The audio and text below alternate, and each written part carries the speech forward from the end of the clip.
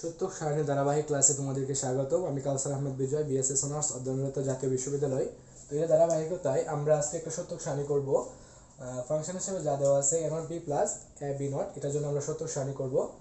তো যদি আমরা খেয়াল করি এখানে ইনপুট সংখ্যা কত, এ এবং বি আছে, বেদে আমরা ইনপুট সংখ্যা হবে 2।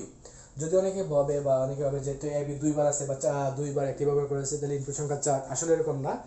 একটা চলক কয়বার ব্যবহার হয়েছে, 5বার হতে পারে, 6বার হতে পারে, এরকম কোনো ডিফারেন্স না যে একটা চলক একবার ব্যবহার হলে এটা এক আমরা ধরবো। তো যেহেতু এটা আমরা এ এবং বি ব্যবহার হয়েছে তাহলে ইনপুট সংখ্যা হবে 2। তার মানে ইনপুটের উপর ভিত্তি করে কি করা হয়, সত্যক সারণীতে রো নির্ধারণ করা হয় যে কতগুলো রো আমরা ব্যবহার করব। সূত্র two two the power n, যেহেতু two two the power n সূত্র যে n এর মান হবে 2 সমান সমান 4, তার মানে আমাদের মোট রো হবে 4টা। আর একটা কি আমরা ইচ্ছা করলে বেস দিতে পারি যাতে করে হিসাবে সুবিধা হয় বা আমাদের পড়তে সুবিধা হয়, লিখতে সুবিধা হয়।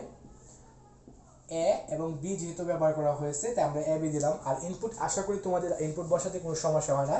আমরা যে রুলসটা ফলো করতে পারি 8 4 2 1, এখানে প্রথম যেহেতু গেটটা আছে বা ডান দিকে যে ঘরটা আছে ইনপুটের, সেখানে আমরা একটা 0 একটা 1, একটা 0 একটা 1 বসাবো। বাম দিকের ঘরে আমরা দুইটা 0 দুইটা 1 বসাবো। বসালাম। এবার দেখো স্টেপ বাই স্টেপ আমি বলছিলাম যে কলামের জন্য কোনো সূত্র হয় না, কলাম কতটুকু হবে এটা তোমার প্রয়োজন অনুসারে নির্ভর করে, প্রয়োজনের উপর। তো এক্ষেত্রে আমাদের প্রথম স্টেপ এ নট প্রয়োজন এবং বি নট প্রয়োজন এই সত্য শ্রেণী করতে গিয়ে এ নট এবং বি নট। তাহলে আমরা এ নটের মানটা আগে বের করে নিই। গত পর্বে আমি দেখেছিলাম কিভাবে এ নট বি নট এভাবে বের করতে হয়। নট মানে টোটাল বিপরীত। তো যেহেতু এ নট বের করবো, এ এর যেই ঘরে আমাদের 0 আছে সেই ঘরে 1 বসাবো, 0 আছে 1 বসাবো, 1 আছে 0 বসাবো, 1 আছে 0 বসাবো। তো তোমরা বুঝতে পারছো যে নট মানে টোটাল বিপরীত, অর্থাৎ 0 থাকলে 1, 1 থাকলে 0। একইভাবে যেহেতু সমাধান করতে গেলে বি নট প্রয়োজন, তাই আমরা বি নটটাও বের করে নিই। বি নট তার মানে বি এর ঘরের বিপরীত, 0 আছে 1, 1 আছে 0, 0 আছে 1, 1 আছে 0। চলো এবার এর পরবর্তী স্টেপ দেখো। তোমরা যদি স্টেপ বাই স্টেপ সমাধান করো তাহলে খুব সহজেই সমাধান করতে পারবে স্বল্প সময়ে। যদি এটা স্টেপ বাই স্টেপ না গিয়ে তোমাদের গড় বাঁধা নিয়মের উপর একটু কঠিন হয়ে যেতে পারে। স্টেপ বাই স্টেপ বলতে গেলে প্রথমত আমরা এই স্টেপ সমাধান করব এ নট ইন্টু বি, অর্থাৎ এ নট ইন্টু বি। তো আমরা দেখতে পাচ্ছি এ নট এর গড় কোনটা, এটা, আর বি কোনটা, এটা। তাহলে এই যে দুইটা গড় আমরা গুণ করে ফলাফল এখানে বসাবো। গুণের নিয়ম কি ছিল? গুণের নিয়ম ছিল সাধারণত যে সকল গড়ে 1 হলে আউটপুট 1 হয়ে অন্যথায় 0 হয়। তা আমরা দেখতে পাচ্ছি এই দুইটা গড়ের মধ্যে সকল গড়ে 1 আছে বা দুটো ইনপুটই 1 আছে এই গড়ে, তাহলে এই গড়ে আমরা 1 হবে আর বাকি সব কি হয়ে যাবে, 0 হয়ে যাবে। এরপর লাগতেছে আবার এ বি নট, তাহলে আমরা একটা গড়ে এ বি নট বানাবো।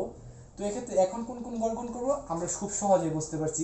এ এবং বি নট মানে এই দুইটা গড় আমরা কি করব, গুণ অবস্থায় আছে দেখে আমরা গুণ করে দিব।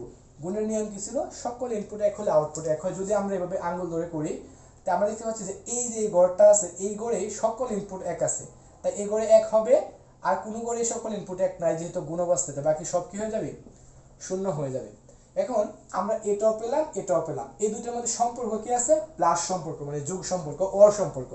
এখন যদি আমরা এফ বা ফাংশনটার জন্য সত্যক সারণী করি, এফ ইকুয়াল জায়গা সংখ্যা বলতে আমরা লিখতাম না, তাহলে আমরা এই দুইটা করে এখন কি অবস্থায় আছে, A not B plus A B not যোগ অবস্থায় আছে। যদি আমরা কি এই দুইটা গড় যোগ করে দেব, কারণ এটা এ নট বি এর গড় এবং এটা এ বি নট এর গড়, দুটো যোগ করে দেই। যুগের নিয়ম আমাদের সকলে জানা যে যে কোনো একটা 1 হলে কি আউটপুট 1 হয়ে যায়, অন্যথায় 0 হয়ে যায়। তো এক্ষেত্রে আমরা যদি বসাই আমরা দেখতে পাচ্ছি এখানে 1 আছে, একটা বসাবো, 1 আছে একটা বসাবো। এই দুটো ইনপুটের মধ্যে কোনটাতেই কি আমার 1 নাই, দুটাই 0, তাই 0 হবে। এখানে কোনো 1 নাই বিধায় কি এটা 0 হয়ে যাবে। তো এটাই ছিল আমাদের সত্যক সারণী, A not B plus A B নটের সত্যক সারণী। তো এখন যদি আবার অন্য একটা সিস্টেমে আমরা সত্যক সারণী দিই, ধরো ফাংশনটা আমরা চেঞ্জ করতে পারি। ফাংশন চেঞ্জ করে আমরা দিতে পারি এখন ধরো A not B C not whole not, এই একটা সত্যক সারণী মানে হোল নট হোল প্রাইমেট আমরা কিভাবে করব। তো এক্ষেত্রে দেখো ইনপুট সংখ্যা কত, ইনপুট সংখ্যা হবে 3। 3 হলে আমাদের গড় হবে আমরা জানি two two the power n সমান সমান তোমার টু টু দি পাওয়ার 3 সমান সমান 8টা। তো 8টার জন্য যদি আমরা করতে চাই 8টা গড় হবে 2 3 4 5 6 7, এই 8, মোট 8টা গড়।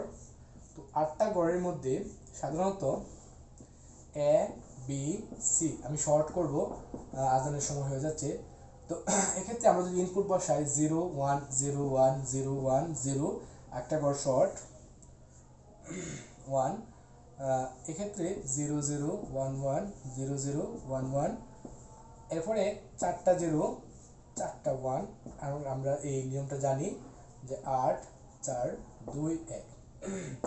যাই হোক, তো এক্ষেত্রে আমার এইটা সলভ করতে গিয়ে বা এই সূত্র শনাক্ত থেকে এ নট এবং সি নট দরকার পড়ছে বেশি। তাই আমাকে প্রথমত এ নট এবং সি নট বানাতে হবে। এ নট সি নট, দেখো এ নট সি নট যদি বানায়, আশা করি সবাই নিয়ম জানা আছে কিভাবে কি করতে হবে। এ নট মানে এ এর বিপরীত, তবে যে করে 1 0 আছে এবারে 1 বসাবো, 1 থাকলে 0 0 আছে 1 0 আছে 1 0 আছে 1 0 আছে 1 1 আছে 0 0 0 0। সি নট, সি এর বিপরীত, যে করে 0 আছে 1 0 0 আছে 1 1 আছে 0 0 আছে 1 1 আছে 0 0 আছে 1 1 আছে 0।